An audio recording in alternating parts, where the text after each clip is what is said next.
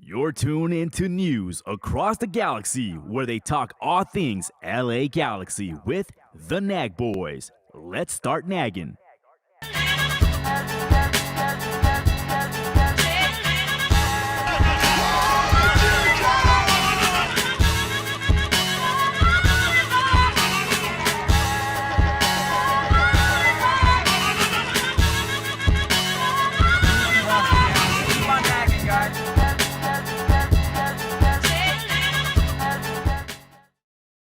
Welcome to News Across the Galaxy, where we talk all things LA Galaxy. I'm your host, Bryant Lobos, and of course, with me tonight is my co-host, Mr. Edgar Zuniga. How you doing tonight, sir?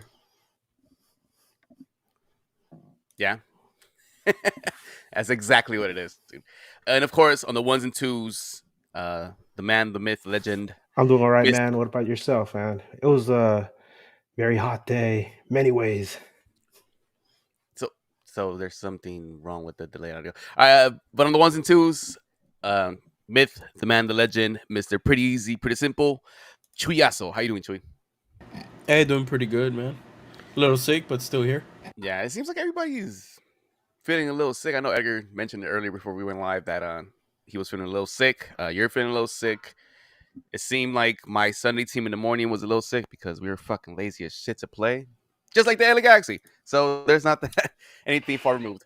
But let's start off with something light, something that would make a lot of LA Galaxy fans happy, especially if you're an LA Dodgers fan. Um, Mauricio Cienfuegos threw out the first pitch at a Dodger game for Salvadoran Heritage Night. I believe it was on Tuesday. The LA Galaxy posted some videos.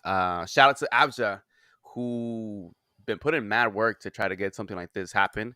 Shout out to Steven as well. He's the main guy that kind of works his magic. So it was one of those moments that, like, for me, that I'm not a baseball fan, just seeing a legend, somebody who I grew up basically idolizing in the world of football, to see him throw the first pitch at a sport that I don't even care much about, it's kind of cool to see. And on top of that, the videos that they posted of him saying it's time for Dodger baseball was the most humbling, the most wholesome moment that I've seen from this man. And of course, he's a legend in many of LA Galaxy fans' eyes. Edgar, I know you're a big baseball fan and you're a big Dodger fan. What did you make of all of this? I love it. Whenever any of the teams in our city merge or collaborate on something, and we've heard so much about how Magic Johnson is one of the co-owners of the Dodgers, and ever since he did that and became a co-owner of LAFC, we've been seeing a lot of events where they involve the noisy neighbors up the road. So it was a very nice surprise to see them have a Salvadoran Heritage Night where you look at the crowd and it was a predominantly, like, there was a lot of Galaxy fans, right? You didn't see many people wearing the black and gold from the other people. All you saw was a lot of Galaxy fans wearing Galaxy gear with Cienfuegos on it. And it just so happens that our beautiful, wonderful legend Mauricio Cienfuegos was out there to throw the first pitch from the historic mound at Dodger Stadium. And it's not the first time that LA Galaxy has done something memorable at Dodger Stadium. We remember, was it like maybe 10, 12 years ago? They played against Juventus there in a match and they won. They beat Juve. And I think it was international tournament in the summer. But still, hey, a win is a win. And Juve had a pretty good squad out there. And Robbie Keane and Donovan, and I think even Omar Gonzalez scored a goal in that game. But yeah, it's nice to always see LA Galaxy at Dodger Stadium and to celebrate Salvadoran heritage. And I heard that there's gonna be a Guatemalan Heritage Night too. Maybe they'll get Machon to come out there and throw out the first pitch. You never know. That'd be funny. Yeah, But yeah, those are cool moments. Chewy, I don't know if you're a big baseball fan, but what did you make out of this LA Galaxy having Cienfuegos throw out the first pitch? That's cool. I mean, they it's cool. it is what it is, right? Like it. I I don't follow baseball like that. I like it. I've been I'm not a fan of the Dodgers, right? Mhm. Uh, I've been to a couple games because why not? But hey, it's cool. I mean, yeah, it's cool. That's all I can say. Yeah, and shout out to everybody who ended up going to this event. It shows, well, me specifically, because of I'm of Salvadoran heritage. It shows me that there's a lot of us here, and that we tend to show up in numbers when there's stuff like that catered specifically to our heritage, and it's wonderful to see the diversity in this country, diversity in the state, alone, let alone this city. I like stuff like that, and even if it's not for us, let's say they have a Nicaraguense night or a Guatemala night, or even when they have like the Cinco de Mayo matches, shout out to all the Latinos that are here, and we're here in big numbers, and we love our sports. So that's the main takeaway from that. Uh, you have something here, Edgar, about Yes, the sir. signing an academy product, Ruben Ramos Jr. to a 3.5 year. Yes. Yeah, it's another news item that happened this week. LA Galaxy. This kind of like came out of the blue because we've been paying close attention to the summer transfer window and to anything that the team was doing to try to plug some holes, right? We've been asking for a forward along with Roche, and yeah, they got a forward, all right. Well, not what we expected, but Galaxy signed Galaxy Academy product Ruben Ramos Jr. to a 3.5 year contract. If you're not familiar with him, what you need to know is this: he's a forward, and he scored the game winner versus Guatemala to send the U.S. under 20 men's national team to the 2025 World Cup. So he is one of the reasons that the U.S. qualified to the U20 World Cup, and now he is with LA Galaxy. When are we going to see him? Who knows? A certain forward that we were hoping we were waiting for a long time made his return today, and all of a sudden, Galaxy now has three forwards up top that they can count on. Well, Yeah, that they can call on. yeah. One of his, well, not a stat, but I guess well, the fact that he's 17 years old and the LA Galaxy signed a young player to a 3-year contract. It maybe he has something. Maybe there's some potential there. Not sure what it from here on now how it will go for him, but all the luck to Just him. put him out there in the game against Leva. Just throw him out to the deep end of the pool, man. Yeah, a Just kidding. 17-year-old dude playing with the U20s, a forward. I mean, we'll see. He has 3 years to make a name for himself here, and he'll be at the ripe age of 20 to show us at the end of his contract if he's one of these players that we could use in the future. So shout out to Ruben. Congratulations for the contract, and best of luck to you here, bro. Joseph Paintsill gets called up to the Ghanaian national team to play an AFCON qualifier. Yeah, he has actually there's two games. Ghana will be playing on September 5th, which is this upcoming Thursday, versus Angola. And then they travel on September 9th to play against Niger. So two matches for Paintsill. Hopefully he makes a good impact on his team and comes back healthy because, well, what am I saying? We're not gonna have him in the next match. So hey man, go out there and ball out, man. Just go out there and play as hard as you can for Ghana. Talking about playing um, the LA Galaxy. Played today earlier Oh against. wait, we have one more news item. Sorry, Oh just yeah, want to go get ahead. out of the way. Yeah, another news item. Just because we want to cover our bases, LA Galaxy have acquired FC Cincinnati's natural first round pick in the 2025 MLS Super Draft and Mm. a conditional $50,000 in 2025 general allocation money GAM in exchange, and please try to keep up with me, in exchange for the right of first refusal for defender Teenage Hadebe. Yes, I checked. That's how you pronounce his name, Teenage Had to be.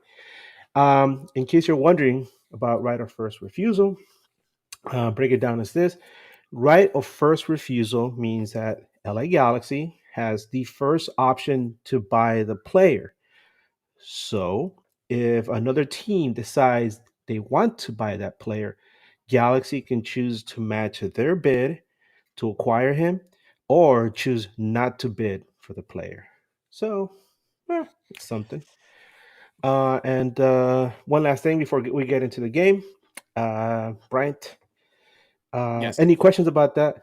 About that thing for FC Cincinnati So first off? one of the things that always it amazes me that all these MLS wacky rules Yeah, have this league afloat.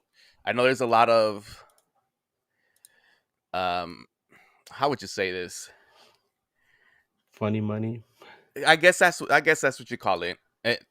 To me, I'm still unfamiliar with like 100% of what MLS rules are, what Yeah. MLS money is. It's basically monopoly stuff. And on top of that, this whole first round thing, like the draft with the MLS, dude, I've never been a big fan of that. It's rare that you pick up a good player in those type of drafts. But Yeah. if it's worth something to MLS teams where you could move money around, where you could use it next season to acquire players, whether it's a TAM player or maybe move some money so you could get another DP. I mean, I guess uh, I'm just Well, confused. yeah, I'm just as no, confused as everybody. what's the thing? I mean, Galaxy. The draft is based mostly around how well your team does the previous season. Right now, LA Galaxy is doing pretty good, so they're not going to get one of the top 10 picks probably. I mean, it's just, I mean, unless they make some kind of weird trade, right? So you can expect Galaxy to have like what 28th, 29th pick, and FC Cincinnati, they're doing pretty good as well. So let's say Cincinnati finishes like 4th or 5th overall. So Galaxy is going to have now their pick in the draft, and when initially they only had one, so that's something good right there for Galaxy to try to maybe bring in a player that they wouldn't have had otherwise. So To me, well, this again with the draft thing. I know, like in the NFL, those things are valuable. In the NBA, those things are valuable. I'm not sure what it's like in the MLB or in an NHL, but in MLS, they don't hold as much value as going and grabbing a DP player, because that's what you're basically gonna have to do regardless if you want to be competitive. Um, a draft um, pick could be a rotational player, but what's the percentage of draft picks that have been successful in MLS? And that's something we probably need to look at to maybe do away with that. On top of that, you have academies here in the US with every team having their B squad or B team, and players could just come through that. well, there's two players that I can point to right away that made a big impact on this team, and they were Omar and AJ. Both came Omar, from okay, Maryland. those So there are you two. go. Those are two, Um, and I'm sure there's others but those are the first two that come to mind. mhm. Yeah, and not just with the LA Galaxy. I mean, throughout all MLS, it's very rare to see a draft pick go number one and be the next Landon Donovan, the next Robbie King, or whatever it may be. And to me, I'm of the mindset of doing away with the draft, but MLS, America, that's what we do out here. All right, Edgar, do we need to talk about this game? I think we do, and because we What's do want one to talk last some thing? yeah. Just one last thing to put a little smile on their face before we dive into this game. Mm-hmm. Well, it's kind of hard to say smile when you mention cancer, but this is for a good cause. MLS is once again doing their Kick Childhood Cancer Drive. It usually comes in the month of September, and the KCC, which is the Kick Childhood Cancer pre-match tops, are now on sale, with proceeds from the jersey sales to be donated to the Children's Oncology Group to fund childhood cancer research. The jerseys look pretty interesting. I think it's like I'm not quite exactly sure because I haven't really had a chance to look at it, but it looks like a children drew up the design, and per usual, which I've noticed, they use like galaxy colors for these kits, so it's like gold, white, gold, blue, and white. Mm-hmm. So it's that time of the year when all MLS teams wear galaxy colors in their pre-match, routine. So Lovely. even the boys down the road. Yep. Just so you know who runs this It's league. the face that runs the place. The face that runs the place. I All right, I guess we let's get I into guess we this, gotta man. get into this. Yes, yes, Let's go with the starting lineup. All right. I'd go John McCarthy. Your center back pairing with Jalen Neal and Maya Yoshida. Out left, Johnny Nelson. Out right, Maya Yoshida. Your two CDM / pivot players, Gaston Brugman, Mark Delgado. Out left, Diego Fagundes. Out right, Gabriel Beck. In the middle as your quote unquote cam / number 10, since there was no Ricky Pooge this match due to yellow card accumulation, your newly signed German legend Marco Royce started in that quote unquote creative role. And up top, Joseph Paintsil. This lineup, I I don't know if I would have given Bruce the start in this match. Not because he can't play. It just seemed in the last match that he came in for whatever minutes it was, I believe in some press You talking about conferences after. Rush? Yeah, then some press conferences after he Okay. felt like he wasn't at 100%, and I don't think he's match fit to go as a Yeah. starter. Another thing that kind of not surprised me, but I would have rather seen an actual forward play this time around. I know Miguel Berry's not a starter. That's why Joseph Paintsil's there. I also thought maybe Joveljic would have got the nod to maybe suit up and go today. That wasn't the case. This lineup still could have had a winning formula, and it didn't come to true. Anything that surprised you in this lineup, Edgar? Yeah, the whole thing with Royce was kind of interesting because okay, let's just get it out of the way because I know that some people are upset when we mention this. I know you're one of them.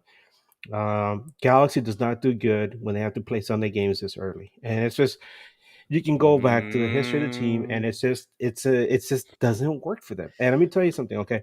Somebody who lived in this part of the country before, this time of the year, it's brutal out there in the summer, and in the at this time of the day, it's very humid, and the air feels real like icky. And unless you've been there for like a week or two, it's very difficult to get acclimated to it. I don't know how else to describe it. If you're from Central America or you've been to the South and you've traveled there, you know what I'm talking about. It takes you like a few days to get used to like the humidity and the heat, and it makes it sometimes difficult to breathe if you're not used to it. And we can say, okay, just go in, go out, do your thing. That's fine. But when you're trying to run for a long period of time, it does wear on you. And Galaxy, for some reason, just doesn't do good. I mean, look, they lost to Austin in the same circumstances earlier this season. That's just how it is. But despite this, you would think that the quality of this lineup would still be enough to defeat a team that had not won a home game since July 3rd. That's almost 2 months. Yeah.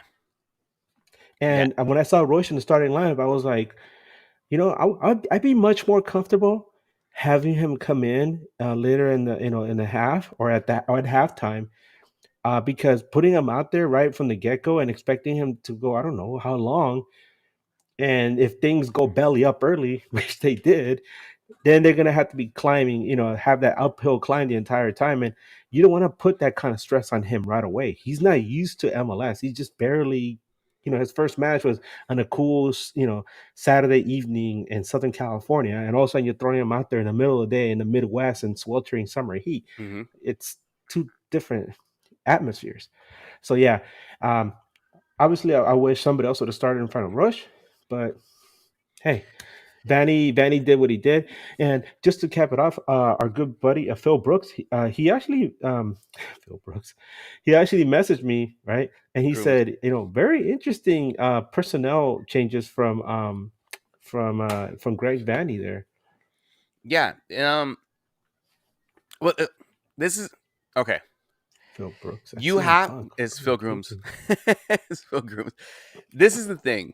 Because of the injuries to the players that we have, in particular in Dejan Joveljic, you have to find a formula to make the team work.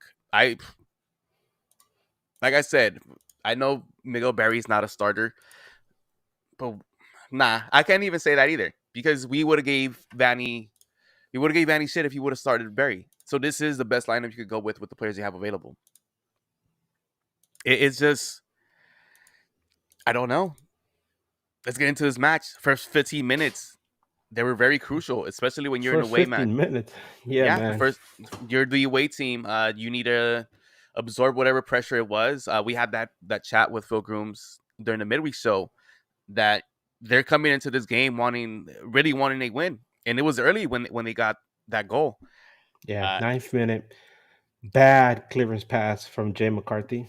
Yeah, Let's just get away. What's the one thing that St. Louis feasted on last season more than anything? giveaways, Giveaways, right? yeah, In their half. Yep, and I one game in particular last year with St. Louis that I saw is the same thing. Keeper trying to clear it, it gave right to Klaus, who didn't start this match by the way, and we Yeah. still got scored on. This could be one of those things where a lot of people are gonna start saying, "See, maybe we should have been starting Mikovic. Maybe we should give him the try instead of McCarthy," and he is gonna be for the future in case he stays and he doesn't want to leave. But for now, with McCarthy, I mean, this is the problem we've had with the keepers that we've had recently. The ball on their feet does not work. Understandably, they're goalkeepers, right? But at the professional level, you have to have some type of footwork. Unfortunately, the LA Galaxy go down early, and after that, it was just basically catch up in that whole first half. One of the things that I did not like about this, the chances in the final third were non-existent. There was nothing going for them in that final third. And whenever I would see the LA Galaxy try to attack, you would see 5, 6, 7 defenders on the St. Louis side, ready to pounce on what anything that the LA Galaxy threw to them offensively. And that's frustrating. It could have been because we don't have our playmaker and Ricky Puig in there, or maybe because we don't have an actual forward who knows how to maneuver inside the boxes like Dejan Joveljic. It could have been many things. It was ugly football for the LA Galaxy, especially seeing that they're top 3 in goal scoring in the league, and then you go into a St. Louis. You go play a St. Louis team who is in the bottom half of the table. You got to do better than that. In the first half, you got to do way better than that. I don't know if you saw anything else besides the final third. I know that was my biggest thing with this team was in the final third they weren't able to do anything. Well, the first thing I was going to call back on was what you said about John McCarthy and the Galaxy's goalkeeper woes. Is a lot of people will point to the fact that he makes good saves. He's a good shot stopper. We've seen him keep games from getting out of hand. He will actually make saves and then try to calm things down. But the mark of a good goalkeeper isn't just being a shot stopper or being able to react to situations.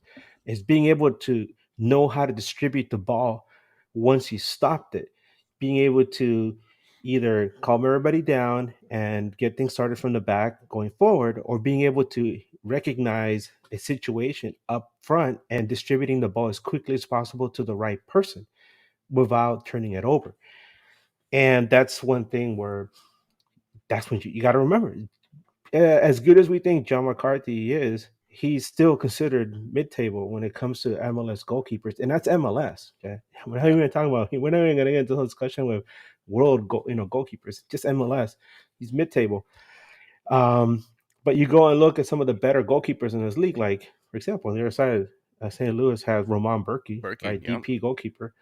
I mean, they all around just great goalkeeper. Yeah, he. But it's something that hampers us, and it really hampered Galaxy in this game. there was another point I was going to make. Oh yeah, and you have to also give some kind of credit to St. Louis manager, the interim manager, John Hackworth. They made it very difficult for LA Galaxy. I mean, this team has struggled a lot this season. They Yeah. struggled to remain relevant after bringing so much excitement to their city last season. It's such an early start and doing so well. And then this season, the sophomore jinx, right? And so it cost their head coach their job. But now, they bring this guy in and they're trying to salvage anything from the season, and beating LA Galaxy first in the West, it has to be a huge feather in his cap. And the way they did it, they made it ugly. They made it really hard. They were hacking Galaxy players. They were knocking them on the ground. I know some people online were expressing disgust with the officiating. um, it goes both ways, right? But when you're the one that's losing and you're looking for every edge possible that you maybe hopefully your team can um, do something from, right? It feels even more painful. So, Yeah. Yeah. but One yeah, hundred this percent. first half was just bad. Galaxy just was lacking motivation or just that final spark in the final third. Like you said, I've mentioned in the past that I feel like the Galaxy can play much better, or a not much better, a different style without Ricky Puig, right? Where they move the ball around. There's more dynamic. It's more flow. We didn't see that today. It was maybe it's because, like you said, having Roche there come in, and he still hasn't learned that system. Still hasn't doesn't have that understanding that Ricky Puig has gained with his teammates. It took him what, like a third of a season to understand his teammates. Well, his new teammates, especially Peck and Painto, Hmm. and then it took him until like midway through the season to really be able to work with them. And then you're gonna throw Royce in there and expect him to know all these things. I mean, the guy Yeah. is fantastic, but he's not gonna pick it up right away. Yeah. So yeah, that was a very interesting situation there. And going off what you were saying, that was one of my notes. That it seems that Marco Royce needs more time to mess with this team. Yeah, it was clear to me that he couldn't read any of the runs that these players were making.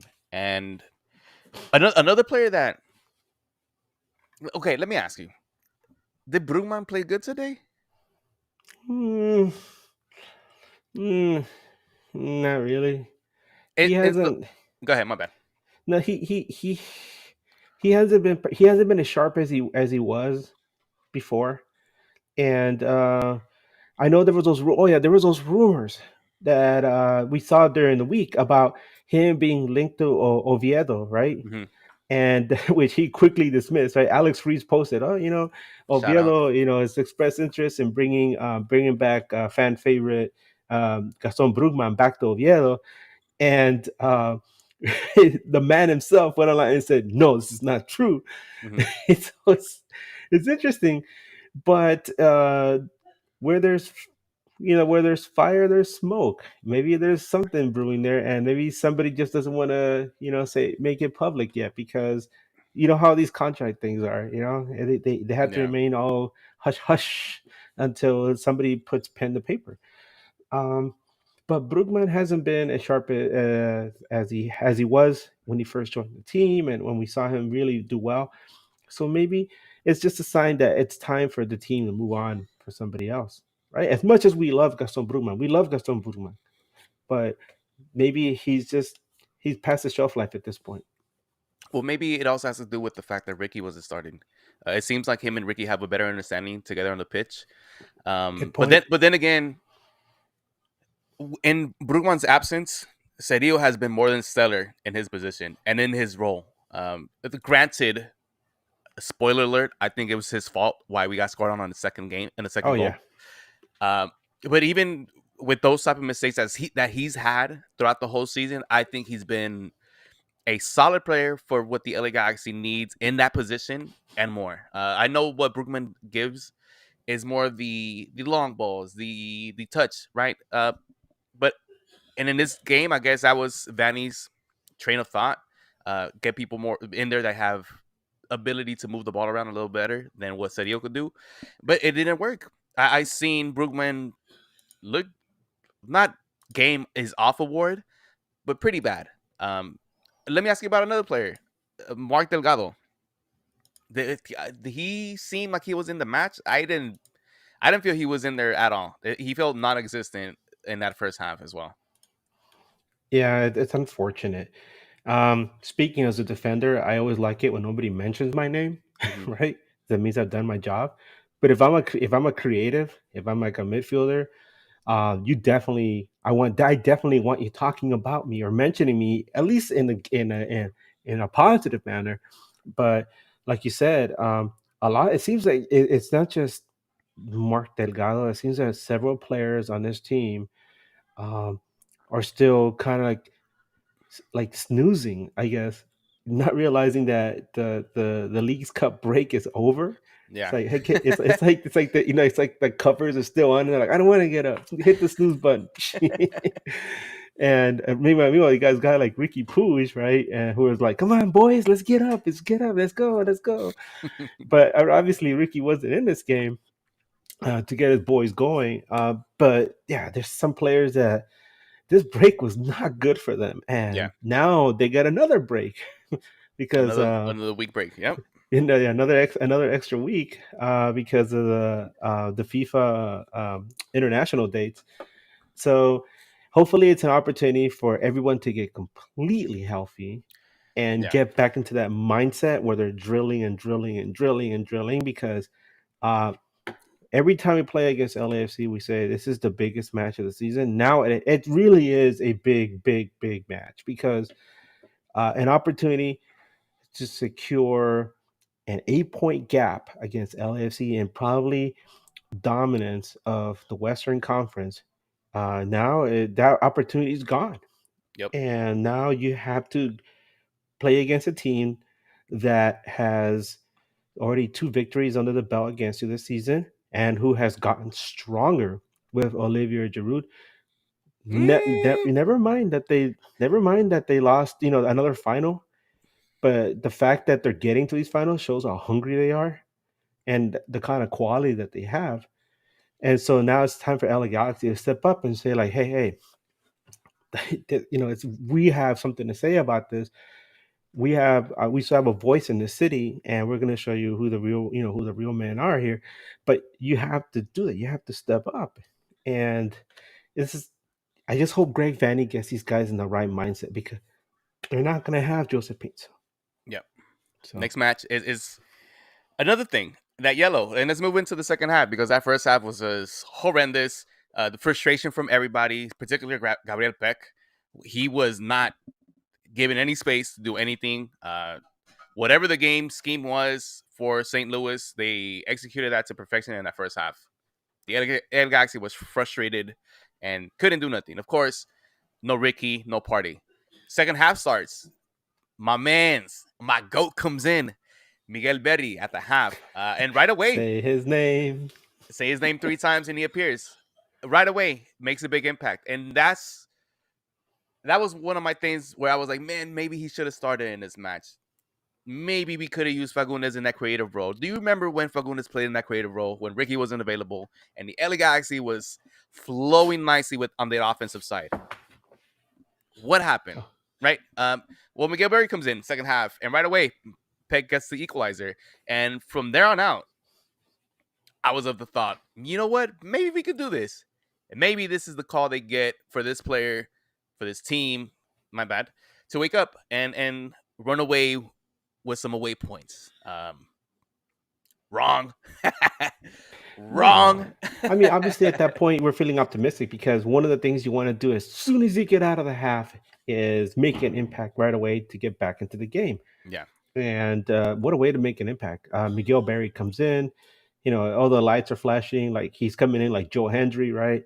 Doves are flying everywhere, and Yeah. he dishes the ball off really nice to Peck so that Peck can finish. A very nice goal. When you go back and you look at it, like we said, Roman Berkey is a top tier goalkeeper, and Peck blasted the ball near post right past him. Yeah. Nice goal, man. So right away, there's a reason to be optimistic. Uh, St. Louis City has had their issues all season long where when things seem to be going their way, something happens and all of a sudden they find themselves on the losing end. And it's situations like this where you have to pounce on them and keep them down. Yeah. But that wasn't to be. No, Um, no, not at all. Right after that goal, it seemed pretty neutral. The LA Galaxy wasn't really attacking as they should have been, pouncing after that goal. And also it seemed like St. Louis was being a little bit more physical than the LA Galaxy. oh yeah, they were. It shows in the yellow cards. 4 yellow cards to 1. Um, they went in there as the home team, and it seemed like they were kind of bullying the LA Galaxy, not in the scoreline, but That bully ball, baby. they were preventing any type of flow within the LA Galaxy offense. Um, it was a very disappointing game. The LA Galaxy, of course, is always going to have the possession, most of the possession in every match. But to be tied in shots 10-10 when you have most of the possession, is Vanny's scheme already figured out by everybody in MLS, or was this just a bad game from the LA Galaxy? Well, let's go back and look at that second goal. I was taking another peek at it right now while you were talking. Another giveaway, man. Yeah. Another giveaway. Joseph Pizzo, a really lazy pass, gives the ball away, and then instead of tracking back on the player that was nearest him, he just points like, "Hey, somebody get him!" Yeah. He just points. Cerrillo is caught ball watching. Maybe he should have picked him up, and the ball goes in, and it's another goal for St. Louis, man. Yeah. And it's unfortunate because what's the one thing? I mean, this guy was all alone in the middle of the 18, and all alone. There's like nobody around him for like 5 feet diameter. I mean, circumference around him. What's the one thing we keep saying about St. Louis? You can't give them any kind of opportunity. Yeah. And both of these goals are the exact same goals that they feasted on last season. Giveaways in their third, right? They have that what is it, that pressure and the and on the you know, what is it, the, oh my god, I call it hockey, they call it the forecheck. And can't think of it right now. Sorry, it's been a long day, man. Yeah. But yeah, I know. Credit to them, man. Credit to them. And Galaxy just kind of wilted in the sun. Another person that you were mentioning players that kind of disappeared. Marco Royce kind of vanished. And there's no I mean what else can you say? It was hot, it was humid, right? We already touched upon that. And to throw them into that kind of environment and expect them to be productive as the day went on, it just wasn't to be. It just wasn't for him. What an introduction to MLS, right? For him. Yep. Welcome to MLS, buddy. Travel to the Midwest on a sweltering summer day, and sorry. This is well, the LA Galaxy lose 2-1. And here is where there's a lot of feelings involved, a lot of smack talking. Well, not smack talking, but a lot of tweets and posts, anger posts that are warranted. But one of the biggest questions that we keep asking, and I know we keep saying it on the show, is that if the LA Galaxy is back, right? These type of matches, when you are an actual contending team against a team in the bottom half of the table, you need to run through these teams. You need to show the league that, hey, this is our year. We're gonna come in here and destroy a team in the bottom half of the table. I know St. Louis wasn't gonna roll over because they're at home, and you mentioned the what was it, the climate and all that stuff. Yeah, But the you climate, also remember time of the day. they also got to play in that climate.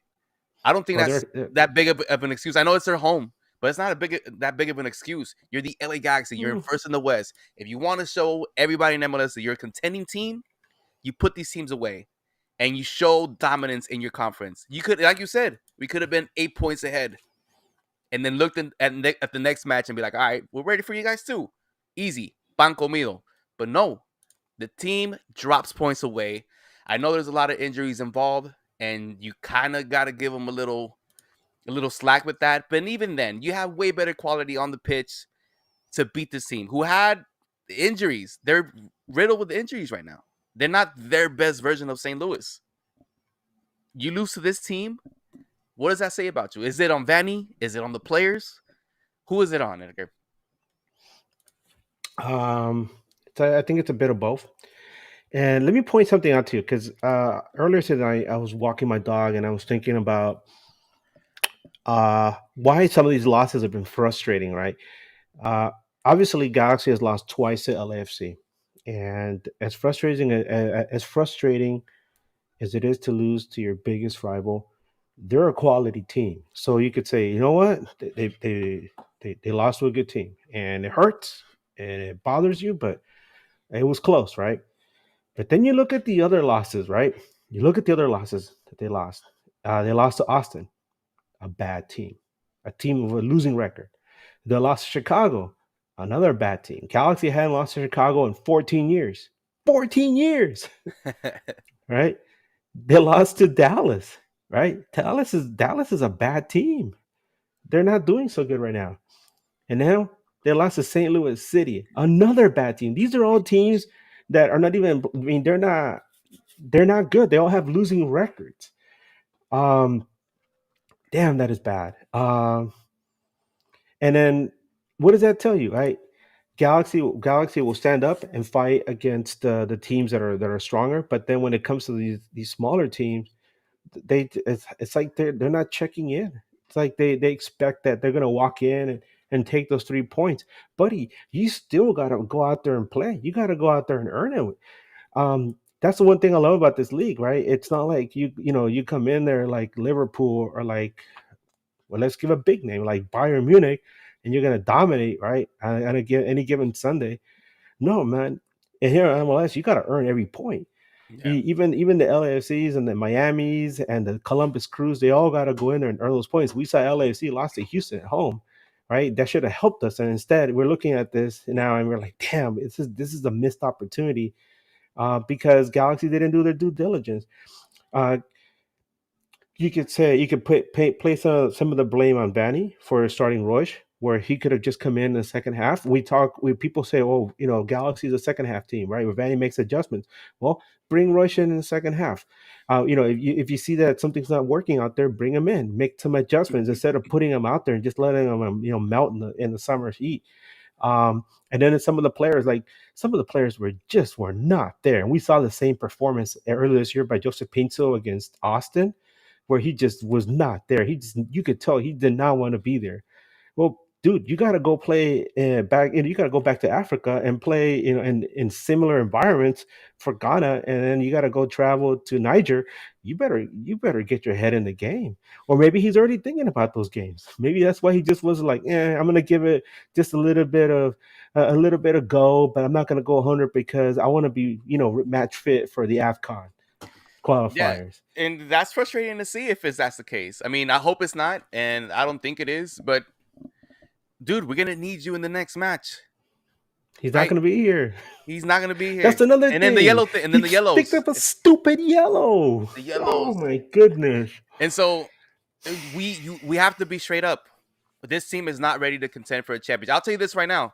If we were to see a team like Columbus Crew in the final, they're eating us up.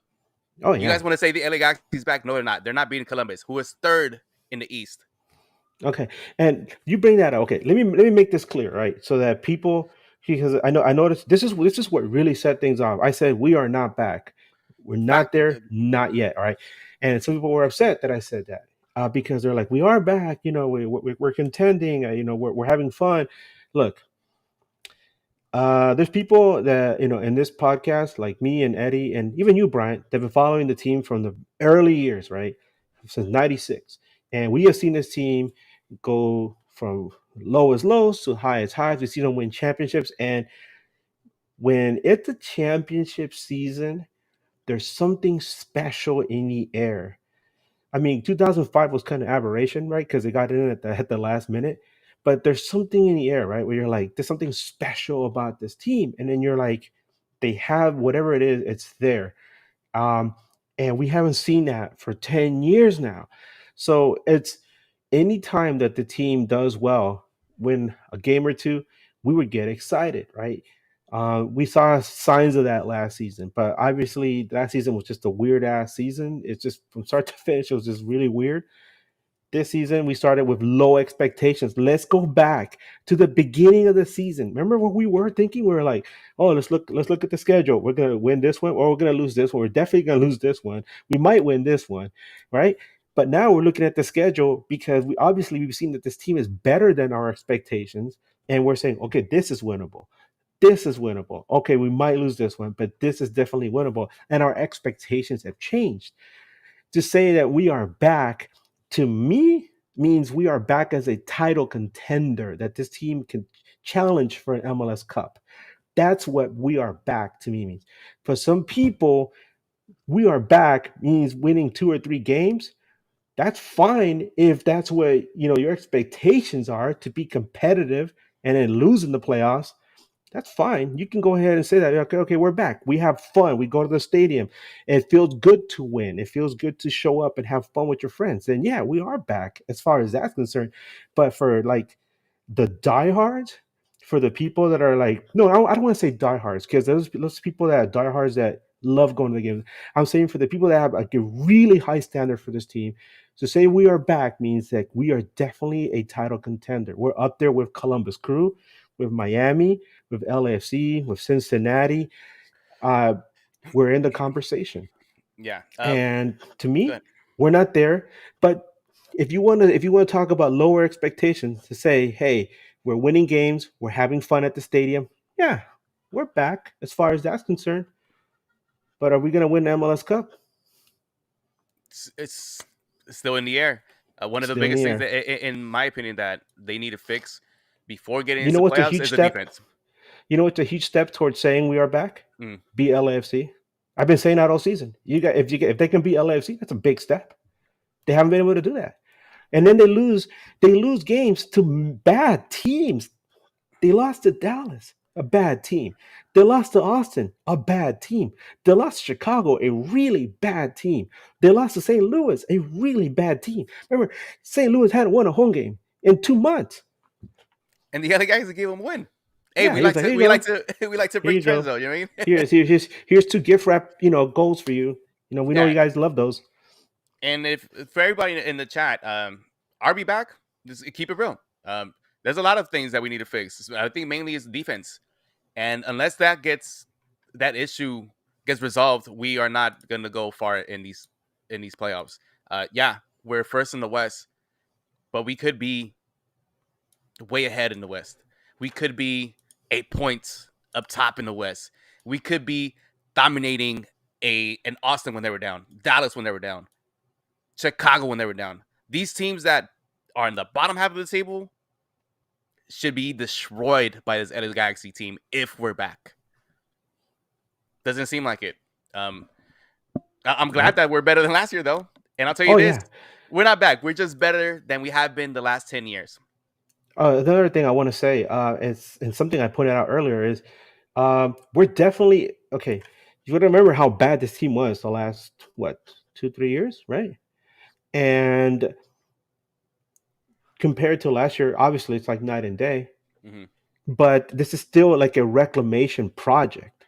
Remember, we have so much faith in what Will Kuntz has been doing. The fact that this team was able to turn things around so much, so dramatically, in like 6 months, 6-7 months. And a lot of people are now, having title aspirations. Some people are even saying, hey, they could challenge for a supporter shield. The Galaxy is ahead of the curve right now as far as their development.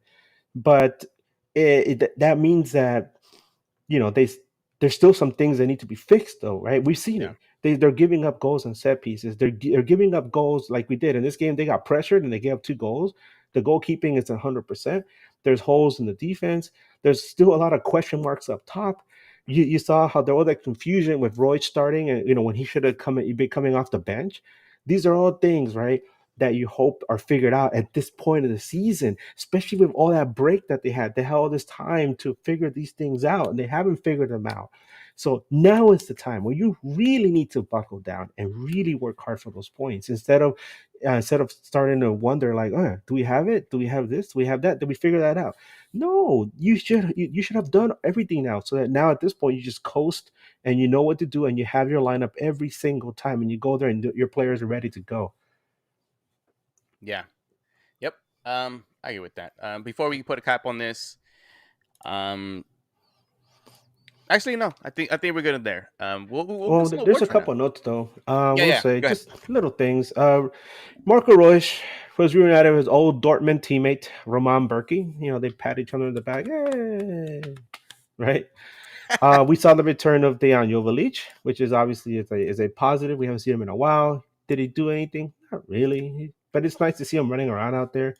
And now he has 2 weeks to get ready for the match against LAFC. We know in the past Jovalic has done really good against them, so hopefully he gets into that mindset of the bishop again, right? The chess master.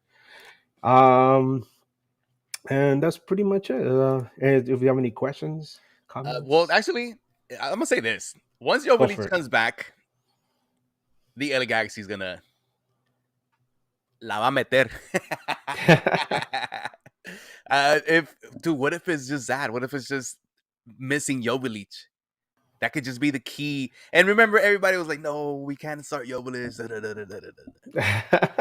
Remember that? It's his time to shine, baby. Remember that? This man comes back. The LA Galaxy goes on a tear. It was him. He was the season that was missing. Also, this is the time of year where you start creating great habits to go into the playoffs and make a run at that title. This was not a good start. And then we have a week off. Hopefully with this week off, the LA Galaxy able to recover, get fully healthy, and work on a lot of things. But for now, let's give out some awards. We're gonna start off. Awards. We're gonna start off with the game is off, and I think you and I will probably agree. I mean, there's a lot to go around, though. Yeah, there is a lot to go around. But there's one that stands out, right? Joseph Paintsil. Whatever happened to him after him getting injured, he has not looked like the DP that we saw early in the season, where we were even saying on the show, this man's an MVP.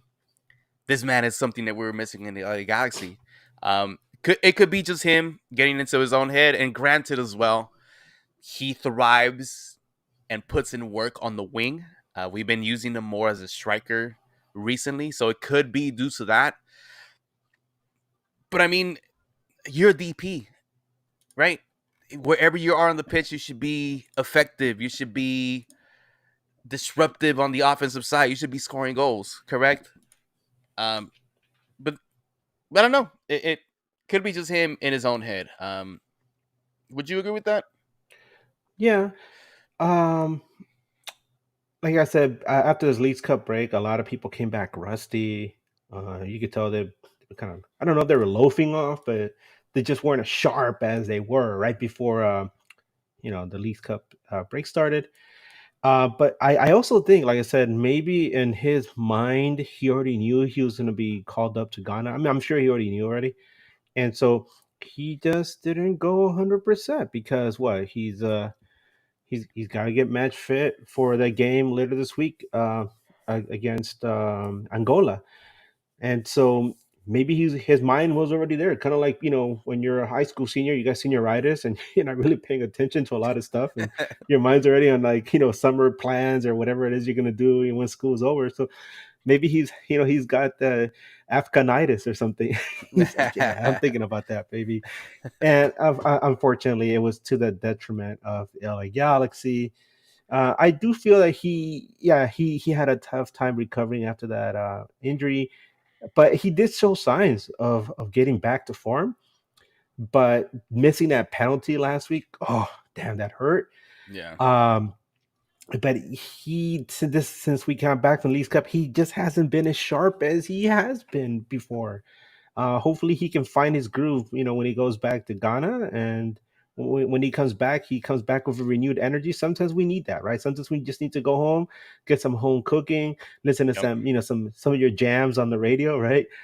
Your Yeah. own jams. Yeah.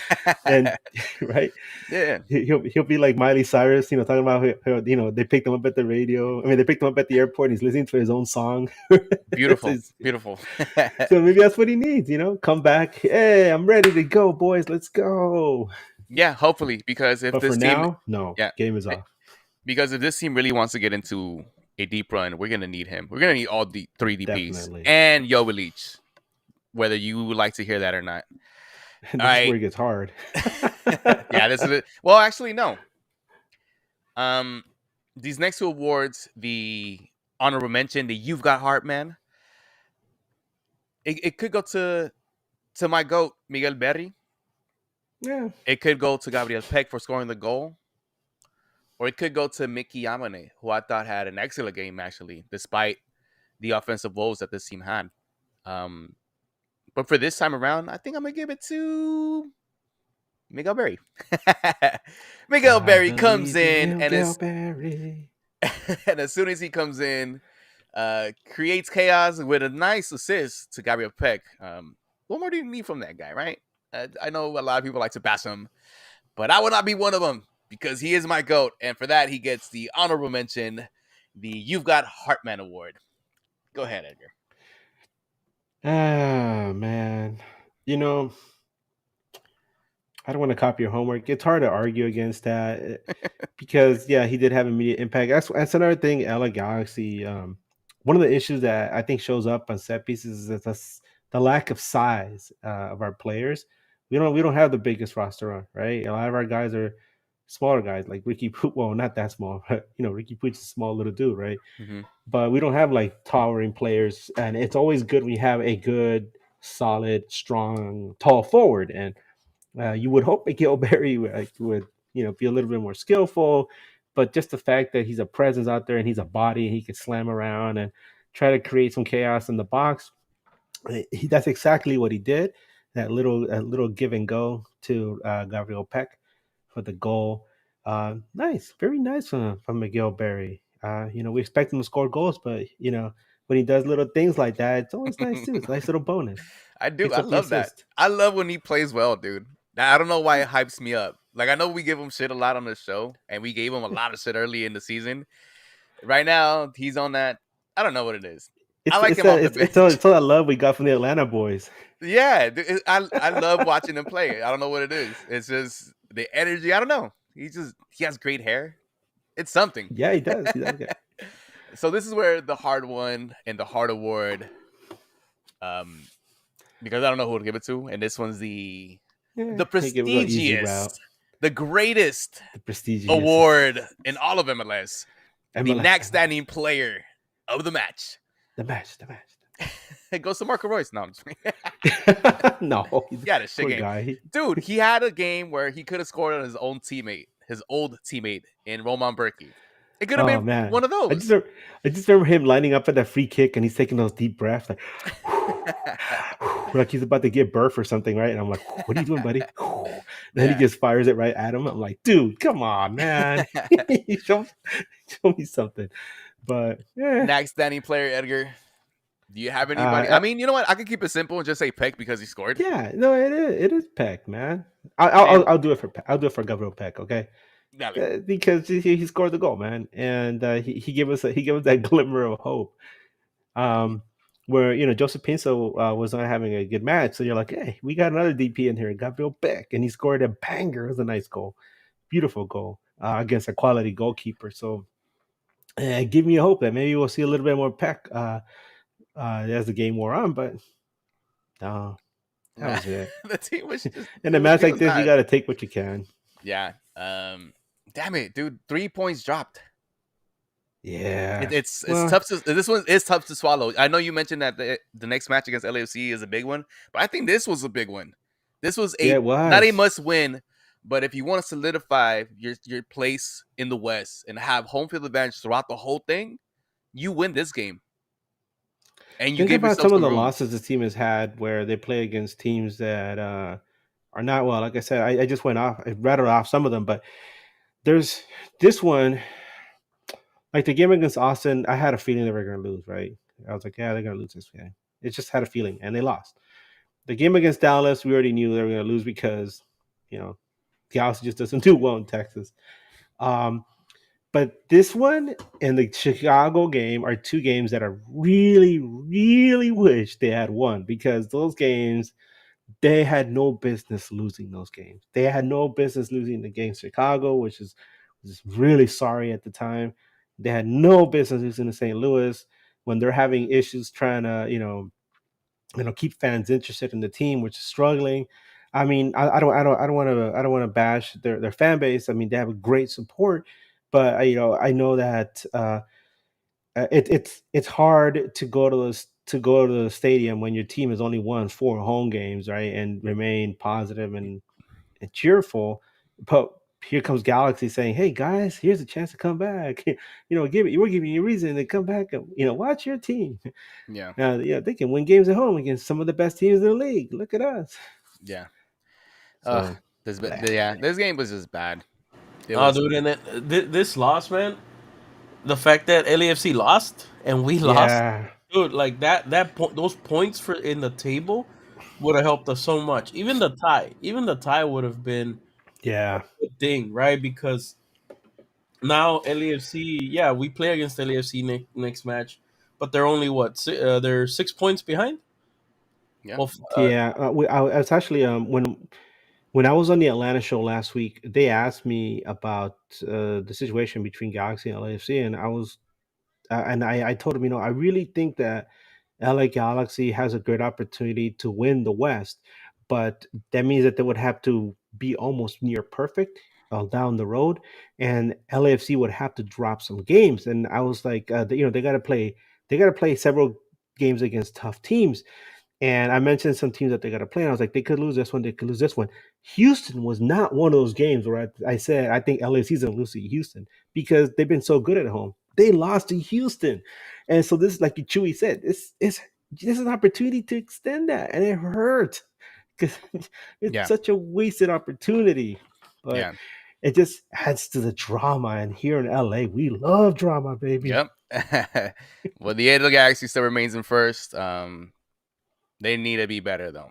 Let's be honest. And I know Yeah. Eddie. I had a conversation earlier with Eddie, and he had mentioned that he heard on Corner of the Galaxy that they feel that the LA Galaxy is not as good as what the points represent.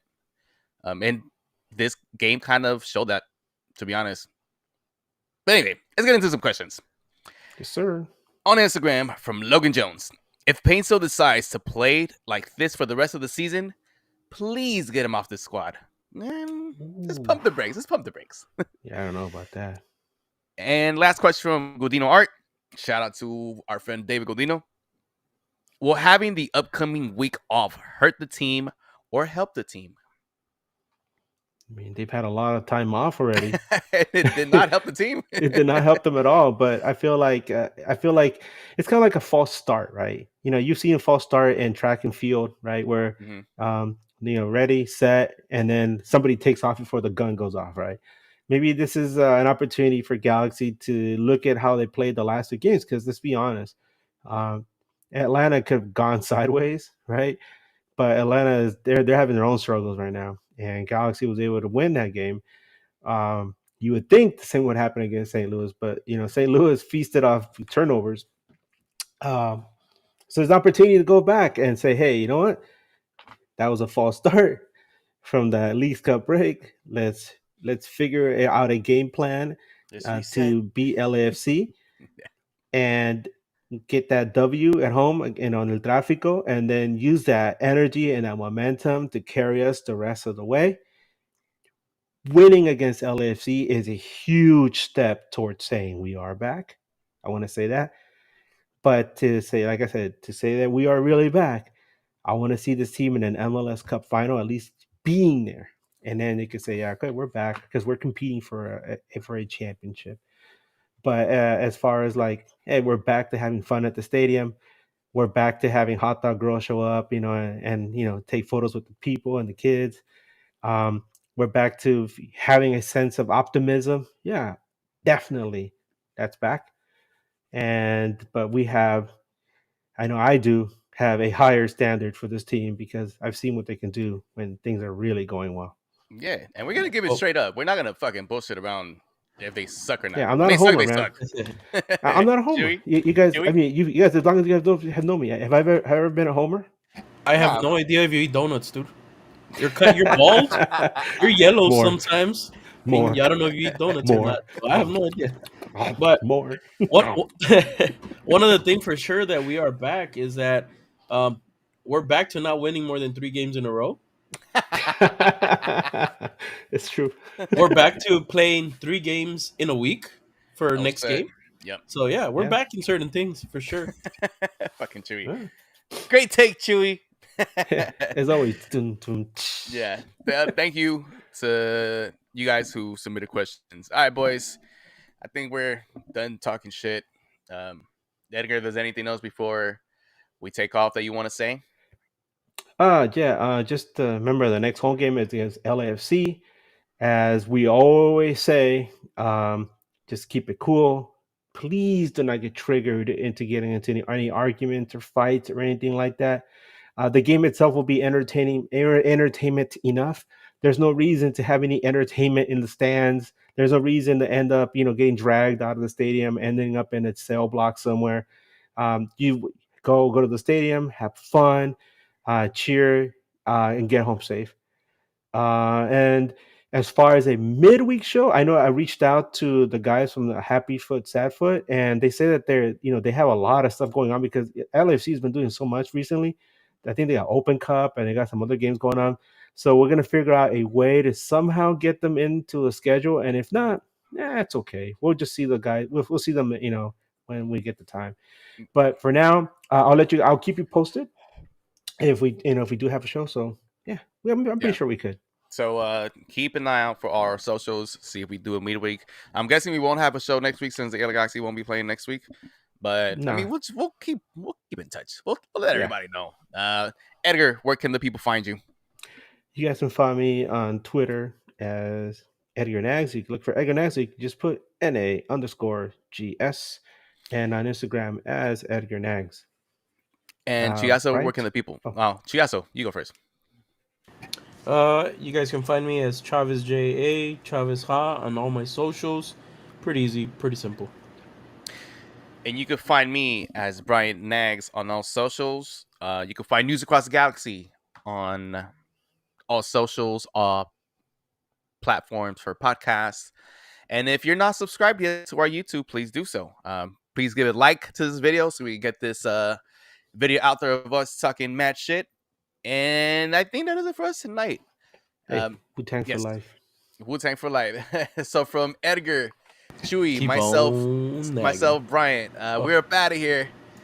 As always, keep on nagging. Hey, where's that Keep on- Cholo okay, Dayon? take us to Cholo Dayon with the twerk. Let's go.